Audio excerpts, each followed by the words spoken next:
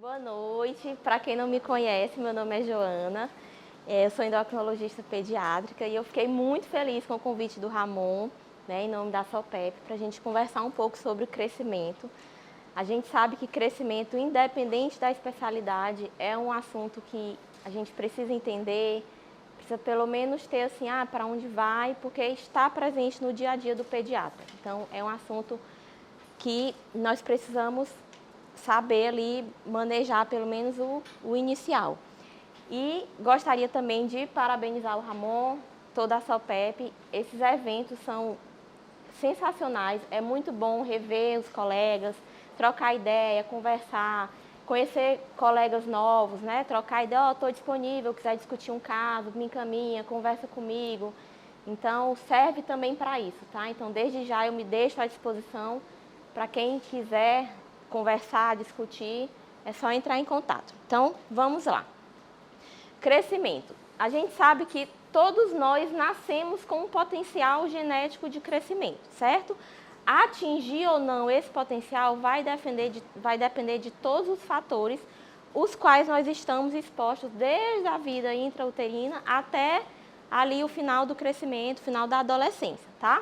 Então, a genética é um fator muito forte, mas o estado nutricional desde a gestação, fatores hormonais, psicossocial, se aquela criança vive num ambiente saudável, livre de maus tratos, e fatores ambientais, condições de higiene. Então, tudo isso interfere no crescimento e quando a gente vai avaliar o crescimento de uma criança, a gente tem que ter isso em mente, porque são vários fatores que a gente precisa perguntar ao longo da nossa investigação, tá?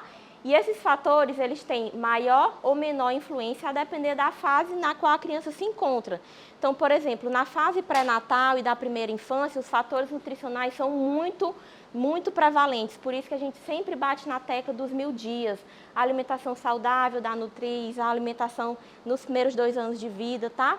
E aí, ao longo do tempo, na infância, vai ficando mais evidente o fator genético, os fatores hormonais, né, com destaque para o hormônio da tireoide. E na fase da puberdade entra aí o GH, os hormônios sexuais, tá? Então, todos esses fatores vão fazendo influência nesse processo do crescimento. Pois bem, vamos avaliar uma criança. Existem alguns conceitozinhos que é importante a gente ter em mente. Eu sei que para muita gente isso é muito básico, mas é preciso que a gente pontue, porque vai fazer toda a diferença para a gente poder diferenciar se é um crescimento que está normal, se merece uma atenção maior, certo? Então, uma boa antropometria, curvas de crescimento a gente tem que utilizar na nossa rotina. Como calcular uma velocidade de crescimento, como calcular uma velocidade de ganho ponderal, como que eu calculo uma altura-alvo e qual sua importância, como que eu prevejo a altura final de uma criança e o estadiamento puberal. Então, eu vou detalhar cada um desses itens de forma rápida, certo? Então, vamos lá, antropometria, eu sei que isso muita gente sabe, mas a gente ainda pega no consultório relatos de que foi feito de uma forma não tão adequada. Então, eu quis destacar aqui para vocês, tá? Então, até 2 anos, o comprimento precisa ser aferido com a criança deitada, numa superfície plana, com o estagiômetro que tem uma haste fixa e a parte móvel, sempre com 2 examinadores, um na cabeça e um nos pés. De preferência, a criança calma, mas a gente sabe que isso não nem sempre é possível. Cabecinha reta, pezinhos planos, certo? Maior que 2 anos, eu diria até ali que maior que 3, sempre estadiômetro criança em pé. Estadiômetro de parede, então a criança precisa estar encostando a cabeça, as costas e as nádegas no estadiômetro, tá? E, sabendo disso, a gente não indica muito essa haste móvel da balança, que é o que é presente na maioria dos consultórios, tá? Mas é uma medida que você vê que a criança não fica encostada e a precisão dessa régua também ela não é tão adequada. Nem se fala então desse aqui, né? Que é aquele que a gente só cola na parede, tá? Então, o ideal é ser esse estadiômetro de parede ou esse que é móvel, mas a criança consegue ficar encostada. Em relação ao peso, só destacar aqui para usar a balança pesa bebê, porque tem uma precisão boa, né, de 10 gramas.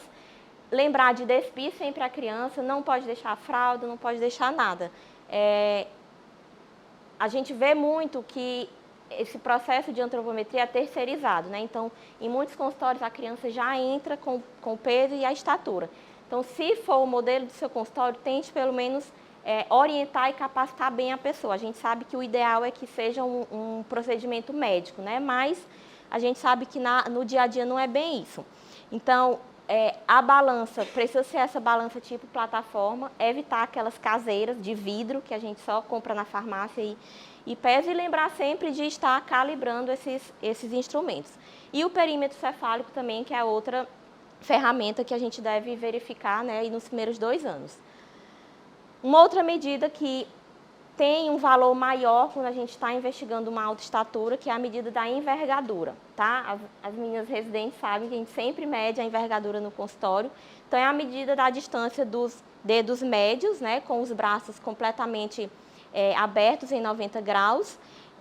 E a gente sabe que, por exemplo, quando a envergadura excede 5 centímetros da altura, a gente diz que aquele paciente tem hábitos eunucoides, né? Então, vale a pena investigar um Klinefelter, uma síndrome de Kalman, né? Então, quando o paciente tem uma envergadura bem maior, aí a gente vai buscar outros sinais. Tem uma ginecomastia, tem o hipogonadismo. Então, são pistas que a gente já vai levando aí para fazer o nosso raciocínio clínico. Uma outra medida também, que eu sei que no dia a dia do pediatra não é tão frequente, é a relação segmento superior-segmento inferior, que é medido aqui o segmento inferior da sínfise púbica ao chão, e aí a gente faz essa relação. Ao nascer, o nosso tronco é proporcionalmente maior e ali por volta de 7 anos essa medida já fica igual. Então, pacientes, por exemplo, com uma baixa estatura desproporcional, no caso aqui a acondroplasia, a gente tem essa relação segmento superior-segmento inferior aumentada. Em relação às curvas de crescimento, hoje o Ministério da Saúde indica que seja utilizada as curvas da OMS. A gente ainda vê muito, né, as curvas do CDC. Não está de todo errado, mas as curvas da OMS são curvas mais novas, que têm uma amostra populacional maior, crianças de vários países, incluindo o Brasil, em condições mais adequadas, aleitamento materno, mãe não fumante e etc. Então, a gente usa mais essas curvas da OMS, principalmente né, o peso para a idade, o IMC e a estatura para a idade. Lembrando que, esse é um ponto muito importante, essas curvas de crescimento, elas foram construídas através da observação de crianças saudáveis. Então, você está nos extremos da curva, seja para mais, seja para menos, não lhe implica uma doença, lhe implica que você está num extremo que pode ser absolutamente saudável. E o normal não é só estar no verdinho, isso a gente pega muito também no consultório. Fui encaminhada porque meu filho não está crescendo na curva verde. O padrão de crescimento normal não é só ali na curva verde, tá, gente? Então, estando dentro da curva, tá ok. Lembrando que, não sei se vocês já viram no site da SBP, existem as curvas de crescimento para patologias que já cursam com uma certa deficiência no crescimento. Então, síndrome de Turner, síndrome de Down, síndrome de Noonan, acondroplasia, todas essas curvas estão disponíveis no site e elas devem ser utilizadas. Se uma criança com síndrome de Down desvia da curva de síndrome de Down, aí sim eu penso que pode ter algo subjacente a essa patologia. Não vale o que a gente pega muito. Vim para avaliação porque meu filho que tem síndrome de Down está abaixo da curva, e a gente vai ver a curva utilizada é a curva da OMS para a população geral. Então, é importante que a gente coloque nas curvas corretas. O que eu faço? Eu imprimo e grampeio na caderneta. E aí, toda vez que essa criança for, seja em mim, seja no pediatra, as medidas são anotadas nessas curvas específicas, tá? Velocidade de crescimento. Essa tabelinha a gente conhece bem, né? Então, a velocidade de crescimento nos primeiros 2 anos, ela é bem mais intensa e ela vai diminuindo até estabilizar ali dos 6 anos até a puberdade, uma média de 5 centímetros por ano, tá? Lembrando que no estirão puberal, essa velocidade de crescimento aumenta e as meninas ganham um total de 20 a 25 centímetros, parando de crescer por volta dos 15 anos, e os meninos ganham em média de 25 a 30 centímetros, parando de crescer ali por volta dos 17 anos. E aí eu quero fazer uma observação. O nosso crescimento, ele não é linear. O que eu quero dizer com isso? Vão ter meses que aquela criança vai crescer um pouco mais, vai ter meses que vai crescer um pouco menos. Deu uma virose, teve uma gastroenterite, todos esses fatores vão interferindo. Então, calma, não vale na primeira caída da curva já assustar a mãe e já dizer que tem algo errado. Para melhor cálculo da velocidade de crescimento, pelo menos um intervalo de 3 meses, idealmente 6 meses. Então, eu pego o tanto que aquela criança cresceu em 3 meses e faço uma regrinha de 3 para 12 meses. Quanto seria? Está ok? Não está ok? Quero ressaltar também um fenômeno que acontece nos primeiros 2 anos de vida, que a gente chama de catch-up ou catch-down. O que é isso? É quando aquela criança vai entrar no seu canal familiar. Então, para isso, ela pode tanto subir um pouquinho na curva, como ela pode cair um pouquinho na curva. E esse fenômeno ocorre ali até por volta dos 18 meses, tá bom? Então, se a criança está bem, bom desenvolvimento, está atingindo os marcos, provavelmente é só esse fenômeno que está acontecendo e não uma desaceleração do crescimento que preocupe, certo? Velocidade de ganho ponderal, aqui também essa tabelinha dos 20 a 30 gramas por dia, a gente também conhece muito bem, tá? Mas aqui eu também quero ligar aí o alerta que nossas crianças não são tabelas. Hoje a gente sabe que tem crianças que demoram um pouco mais mesmo a recuperar o peso de nascimento. Isso de até 10 dias tem que ter recuperado. Não, a gente vê crianças que com um pouquinho mais de um mês que vai recuperar. Você checa como está a amamentação, está mamando bem, a produção está boa, a criança está tranquila, não está muito estressada, está dormindo bem. Calma, respira, não vamos introduzir medidas de forma muito intempestiva, né? Muito rápido assim. Vamos ter uma ideia dessas gramas por dia, mas lembrando sempre de olhar para a criança, certo? E não esquecer de anotar na caderneta, tá? Isso é muito importante, gente. Vocês não sabem o tanto que a gente pega caderneta em branco. A mãe diz, eu sempre acompanhei, doutora, e aí eu não sei nada daquela criança. Então, não esqueça, eu sei que leva tempo, tem que achar a página, colocar lá, o óculos não serve mais, mas tem que pôr. É importante, tanto para você, profissional, observar como que está aquele padrão de crescimento, como se, por exemplo, lá na frente essa criança precisa de uma avaliação, o profissional, seja de qual especialidade for, precisa avaliar como que foi esse crescimento para trás, tá? Altura-alvo, essa formulinha também todo mundo conhece, né? A altura da mãe é mais a altura do pai menos 13, dividido por 2 para as meninas, e para os meninos a gente aumenta 13, tá? A variação na literatura fala de 5 a 10 centímetros, né, o cálculo do canal familiar para mais ou para menos. Tem profissionais que usam 10, eu particularmente uso a variação de 5, tá? Eu acho que a gente consegue captar mais crianças dessa forma, mas sabem que existe essa variação. E eu trouxe esse caso no meu consultório para vocês terem uma ideia da importância da gente calcular sempre essa altura-alvo. Então, essa criança me veio com uma queixa ali por volta de, acho que ele tinha uns 12 anos, com uma queixa de baixa estatura. A mãe preocupada, que ele achava que ele não estava crescendo da forma adequada. E aí, quando a gente coloca na curva, não, aparentemente está tranquilo. Mas aí você pergunta qual a altura da mãe e do pai. A mãe tem 1,61 e o pai tem 1,90. A estatura-alvo dele era de 1,82. Você vê que ele fica bem abaixo, né, do canal. Então, é uma criança que a gente investigou, a investigação inicial veio negativa, mas foi para os testes de estímulo, não respondeu nos 2 testes, eu já iniciei GH e ele está com a resposta excelente, tá? Então, lembrar que é importante a gente ter essa altura-alvo. Diferente de altura-alvo é previsão de altura final. Isso aqui eu não sei se é tão comum, assim, se vocês são habituados com isso. A gente tem essa tabela, né, que é uns números muito pequenos, que eles dizem o quê? Para tal idade óssea, aquela criança já cresceu tantos % do seu crescimento total.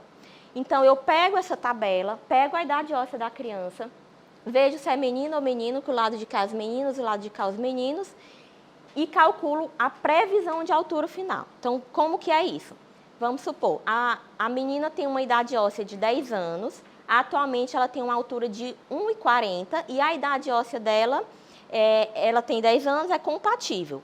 Eu vou buscar aqui na tabela e o valor que tem na tabela é de 0,86, certo?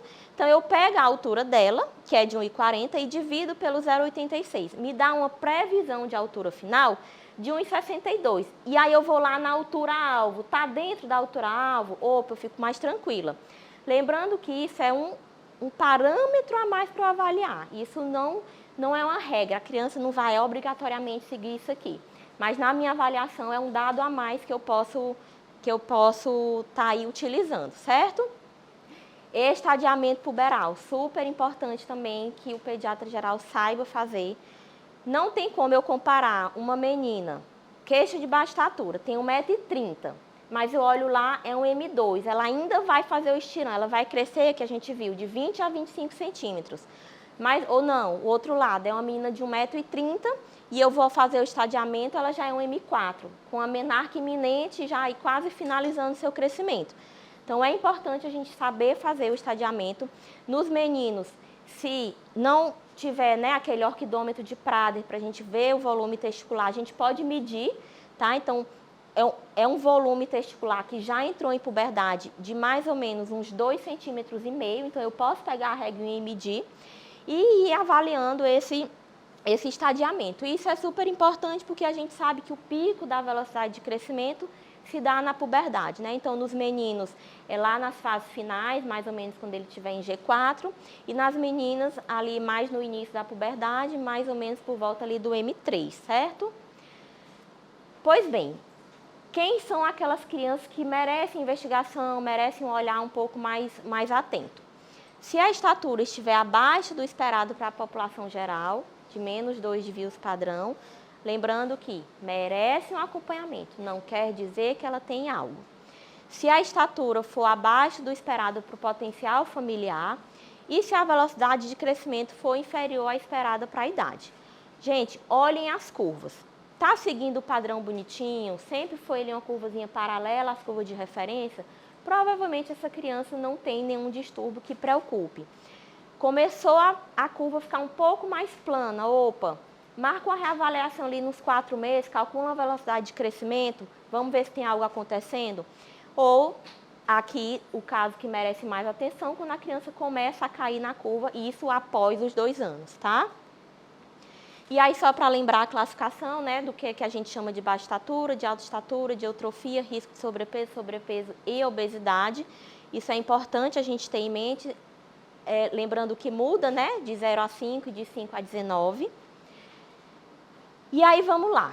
O paciente chegou para você, doutora, ele está em 5 anos, ainda usa roupa de 3, não está trocando sapato, é o menor da turma, não cresce. Vamos lá, como que a gente inicia? Como tudo na medicina, uma boa anamnese, exame físico e exames complementares, tá? Quero detalhar para vocês um pouquinho o que vocês têm que se atentar para perguntar, o que a gente tem que ter um olho mais atento no exame físico e o que a gente pode de exames laboratoriais iniciais solicitar, certo? Então, da anamnese, eu preciso saber como foi a história gestacional dessa criança, teve complicação na gravidez?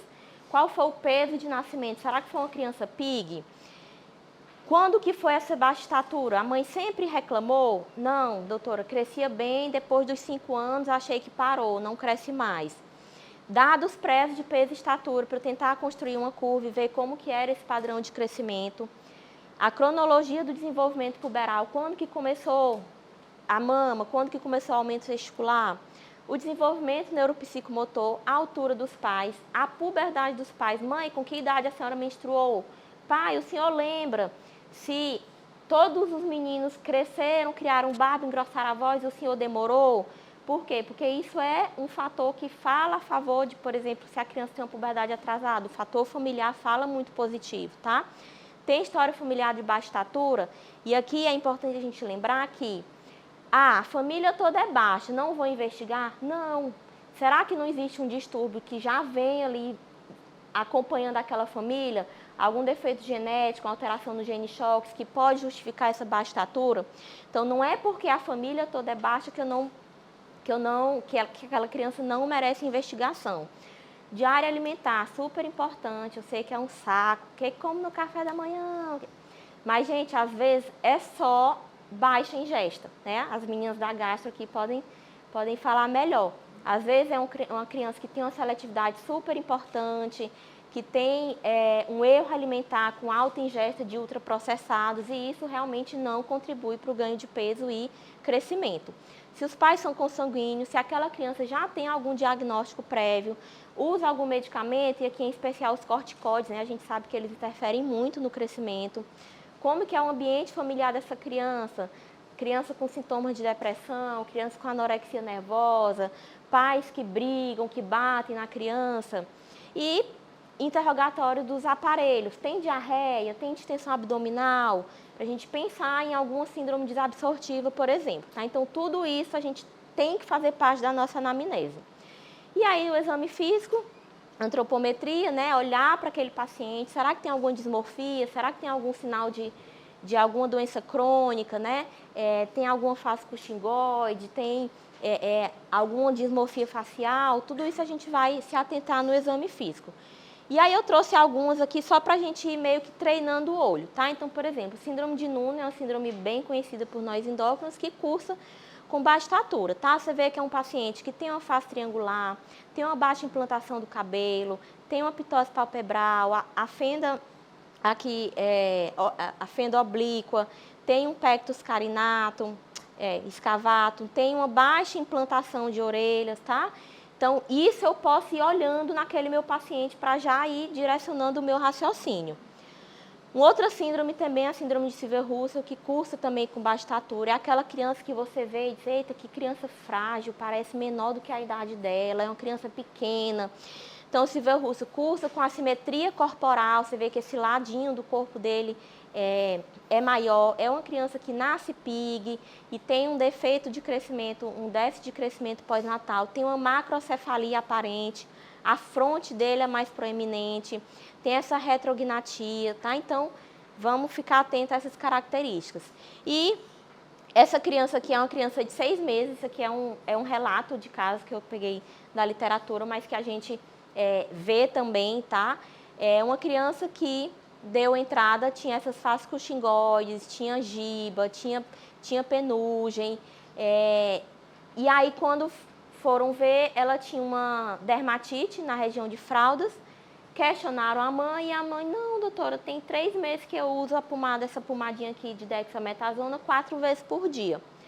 Então, essa criança evoluiu com a síndrome de Cushing e assim, a característica principal, você vê que ela acelerou o ganho de peso e caiu o crescimento. Isso aqui tem que ligar o alerta, porque geralmente criança obesa é a criança alta, é o mais alto da turma. Viu um obeso, opa, o crescimento está ali no seu P10, P25, já liga o alerta para ver se não tem algo a mais acontecendo, tá?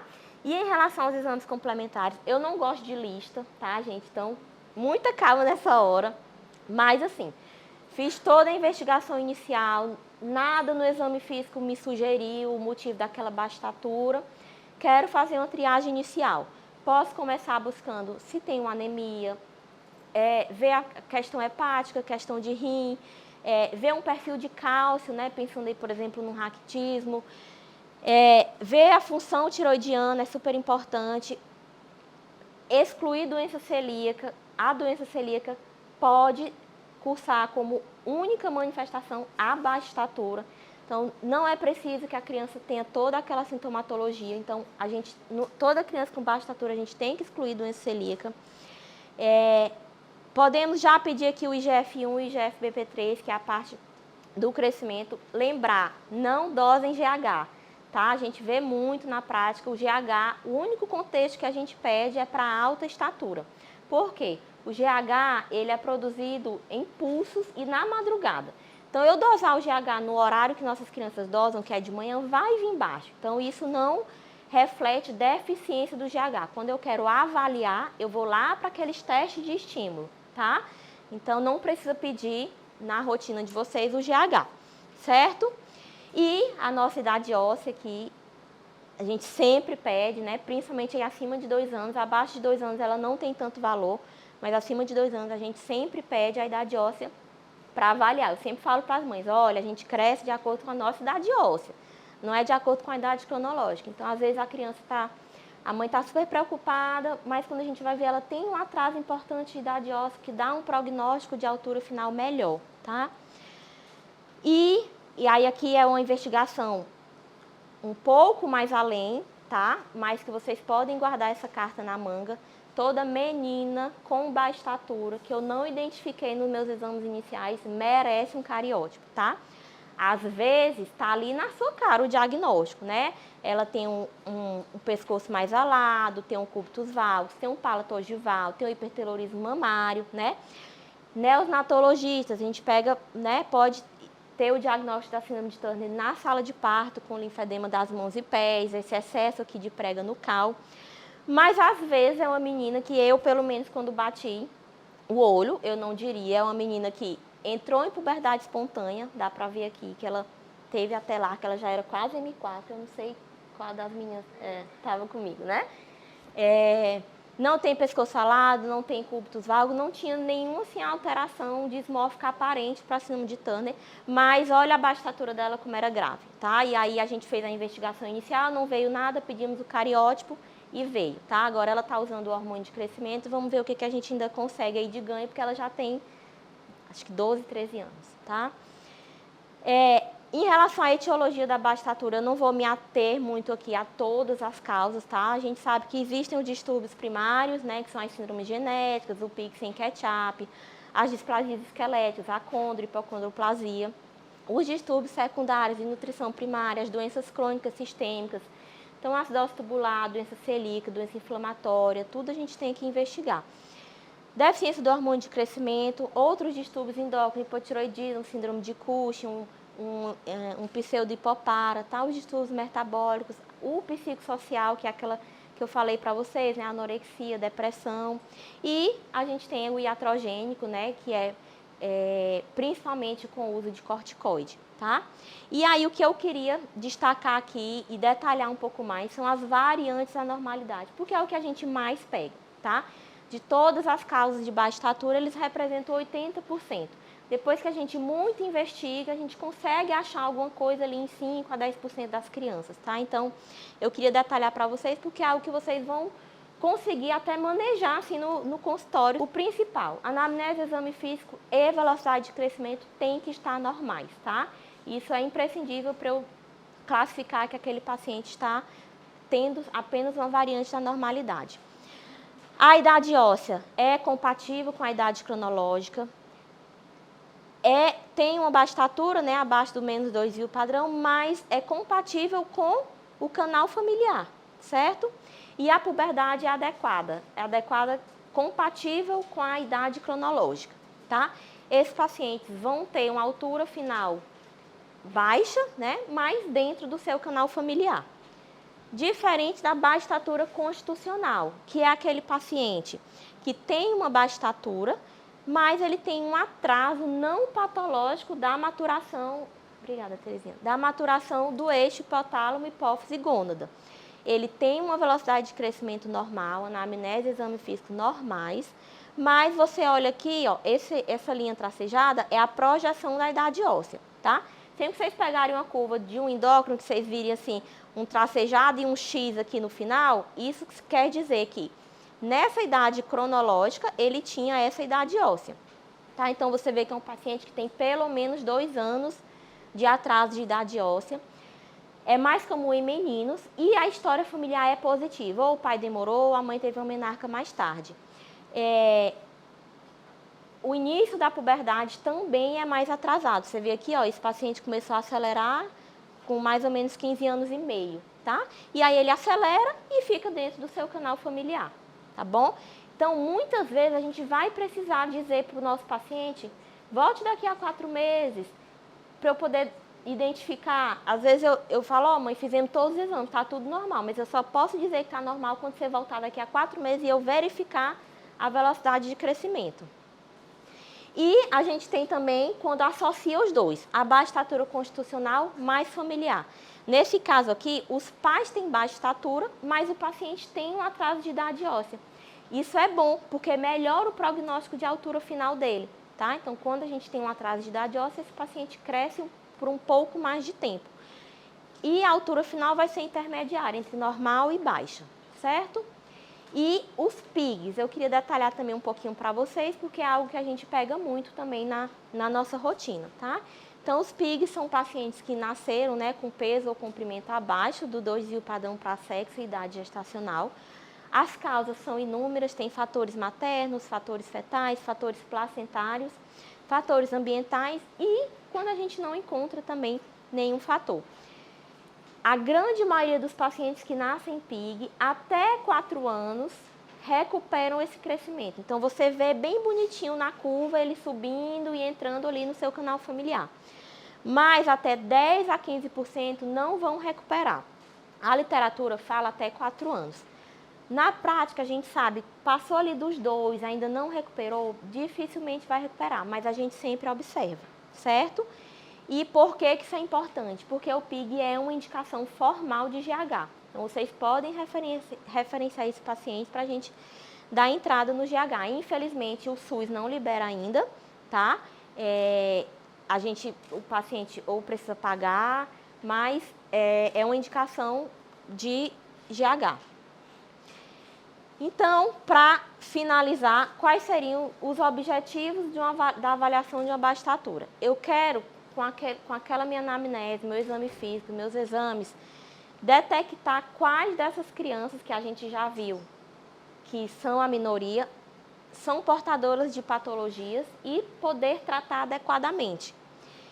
E detectar quais delas não, são apenas extremos da normalidade para que a gente evite medidas desnecessárias ou até mesmo prejudiciais, certo?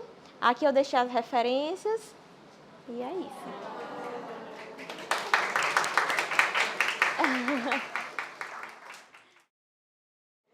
A partir de que idade encaminhar os pacientes PIGs para o endócrino, tá?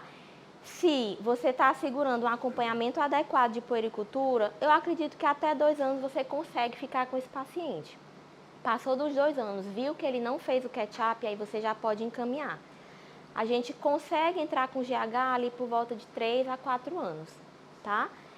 Mas eu acredito que depois de 2 anos é uma idade boa, porque aí a gente vai acompanhando, vê velocidade de crescimento, vai vendo tudo e aí para tentar começar ali por volta de 3, 4 anos, certo? Certo. Essas formas de crescimento a gente vê muito, né? Já vem pronta, a mãe leva lá na farmácia de manipulação. Na minha prática clínica, eu não prescrevo. Eu acho que isso não, a menos que aquela criança tenha algo de fato comprovado de carência nutricional justificando, eu não prescrevo. Na minha prática, eu não tenho o costume de fazer. Crianças que têm baixo peso, a gente recebe muito. Acho que chega bastante para vocês, mas para a gente endócrino também chega muito a queixa baixo peso. Muitas vezes é só o biotipo da criança. É uma criança mais magrinha, mas você vê que está bonitinho na curva e a criança saudável, distribuindo aí sorriso e tranquilo. E a mãe quer porque quer um suplemento para aquela criança ganhar um peso a mais. Eu não vejo indicação. Eu reforço orientações dietéticas, alimentação saudável, frutas, verduras, mas eu não costumo prescrever. É que assim, para a gente fazer a investigação, para indicar o não hormônio de crescimento, a gente precisa fazer os testes de estímulo, que eu não mencionei aqui porque é algo muito específico, mas nada mais é do que um exame que a gente dá uma medicação, ou insulina, ou clonidina, ou glucagon. Essa medicação estimula o GH e a gente dosa de meia hora no sangue do paciente. Então, para a gente começar essa investigação, dependendo do laboratório, a partir de 10 quilos, né? Mas, assim, idade de início de GH é muito mais com a indicação. Tipo, o PIG, eu posso começar com 3, 4 aninhos, entendeu? Vi que é um DGH, né? Que é o DGH, ele nasce bem, mas ali pro final do 2º ano de vida você já vê que ele já está entrando na baixa estatura. Passou dos 2 aninhos, a gente já pode começar. Eu gosto de sempre orientar e encaminhar para o endócrino, pelo menos para uma avaliação inicial, para a gente identificar, realmente é uma variante na normalidade. Muitos deles eu até mando de volta para o pediatra. Digo, acompanha, média aí a cada 6 meses, idade óssea uma vez por ano e você vai vendo. Manteve o atraso, é tranquilo, né? Ele só vai aproximar a idade óssea da idade cronológica depois que ele entrar na puberdade, fizer o estirão, aí vai acompanhar até ele chegar na altura adulta final, certo? Alguns pacientes, quando eles demoram muito a entrar na puberdade, a gente pode dar um empurrãozinho, né? Passou ali dos 14, 15 anos no menino, né? A gente pode fazer um ciclozinho de testosterona para tentar induzir o início dessa puberdade. Mas a rigor, acompanhamento mesmo. Uma vez por ano é suficiente, uma vez por ano. Isso, criança bem, sem queixas, tranquilo, uma vez por ano está suficiente. Certo? Olha, se você escuta essa queixa, imagina... Não muda. Não muda. Não, assim, paciente que não tem baixa estatura, tem uma velocidade de crescimento normal, isso, sem nem fazer exames, é a prova que ele tem um hormônio de crescimento que funciona. Então não faz sentido eu repor uma coisa que ele já tem. Eu não vou dar um up no crescimento, porque ele já funciona perfeitamente. E até os pacientes, isso é super importante, até os pacientes que têm DGH, que têm a deficiência do hormônio de crescimento, o meu objetivo ao tratar é que ele acompanhe o canal familiar. Esse paciente jamais vai passar do canal familiar porque é a genética dele. Então, mesmo aqueles que têm DGH, o objetivo é que ele chegue na idade, no canal familiar. Então, a baixa estatura familiar não vai se beneficiar se não tiver deficiência de DGH? Não vai, não vai. Não vai. Mundo afora, existem algumas indicações de GH na baixa estatura idiopática, naquela que a gente não acha a causa, né? Não é nossa realidade aqui ainda. Aí os estudos, assim, uns mostram que tem benefício, outros não, mas Estados Unidos, por exemplo, é uma indicação de GH a baixa estatura idiopática. E aí você vê, observa, em 2 anos aquela criança não mudou o canal de crescimento, suspende o tratamento e... O GH, pronto. Eu não tenho deficiência de Tem, GH, mas não tenho deficiência. Primeiro, são injeções diárias, né, subcutâneas, então isso para uma criança, eu acho que a gente tem que ponderar muito, porque para o pai é tranquilo, mas é uma injeção todo dia à noite. De efeitos colaterais, em geral, o GH ela é uma medicação tranquila, mas pode dar hipertensão intracraniana benigna, pode dar alterações do metabolismo de lipídios, né? Pode dar alterações de tireoide, então a gente tem alterações de glicemia, né? Então, o benefício tem que ser maior que o risco. Mas assim, é muito frequente, muito, isso aí, todo dia. Todo dia. É muito frequente. E assim, eu sempre tento puxar para o outro lado, né? Eu falo, olha para sua filha, olha como ela está bem, olha como ela vai bem na escola, olha. Aí eu uso o meu exemplo, olha, eu passei um pouco de 1,5 metro, mas você pode fazer tudo que você quiser, a sua altura não vai lhe impedir de nada. Tudo com um banquinho, um salto, dá certo. É isso.